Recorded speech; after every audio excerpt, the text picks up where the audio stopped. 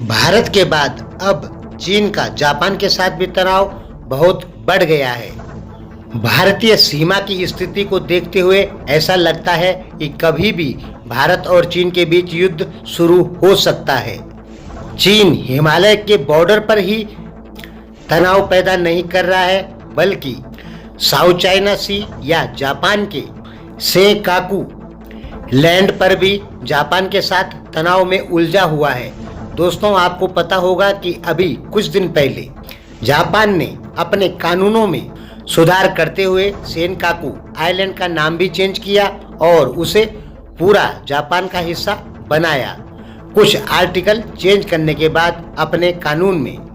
इससे क्या हुआ कि चीन तनाव में आ गया, क्योंकि सेनकाकू आइलैंड जो है वो जापान और चीन के बीच एक विवादित तनाव का मुद्दा है, जिसपे दोनों देश कई बार आमने सामने हो जाते हैं। 2012 में सेनकाकू आइलैंड से जापान की नेवी को चीन ने खदेड़ा था। हालांकि वह हिस्सा अभी जापान के कब्जे में ही है, लेकिन जैसे ही जापान ने सेनकाकू आइलैंड में अपनी सेना भेजी, उस पर अपना पूरा अधिकार अपने संविधान के अनुसार किया, वैसे ही चीन ने कुछ पनडुब्बियां और 3 शिप वहां भेज दिए जापान को पीछे हटाने के लिए।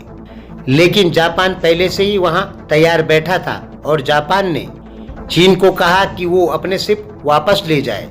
चीन नहीं माना और वहां पे अपने शिप इधर उधर घुमाता रहा। लेकिन लास्ट में जापान ने चीन को डायरेक्ट चुनौती दे दी कि यदि अपने शिप पीछे नहीं ले जाते हैं, अपनी पनडुब्बियों को पीछे नहीं करते हैं, तो हम इन्हें यहीं पर डुबा देंगे। जापान ने डायरेक्ट शिपों पर हमला करने की बात कह दी और जापान पीछे अमेरिकी सेनाओं के साथ मिलकर तैयारी भी करने लग गया। चीन को जब ये पता लगा कि अब जापान कार्रवाई कर सकता है, तो चीन ने फौरन अपने 3 शिप और जो पनडुब्बी भेजी थी उनको वापस ले लिया।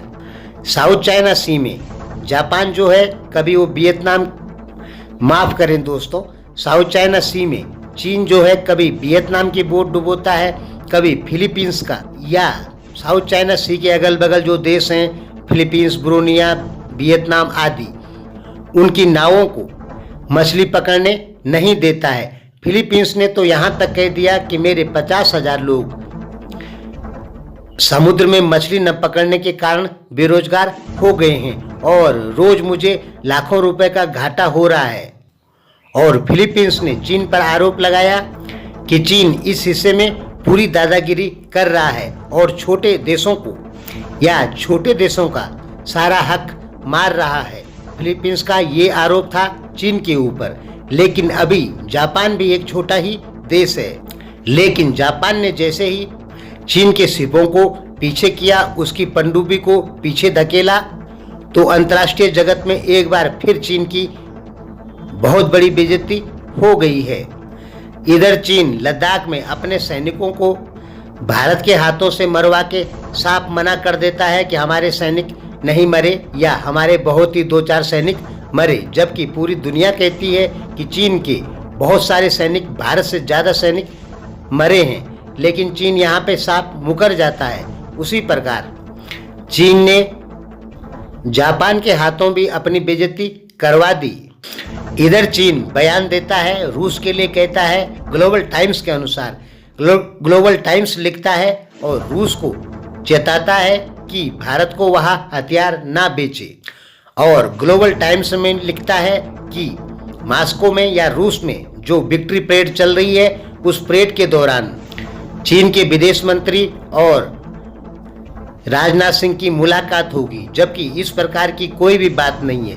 भारतीय पक्ष चीन से किसी भी प्रकार की कोई वार्ता नहीं करना चाहता है।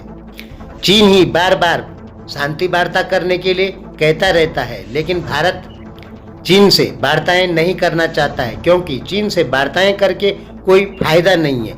चीन का बस एक ही इलाज है, वो है युद्ध। धन्यवाद।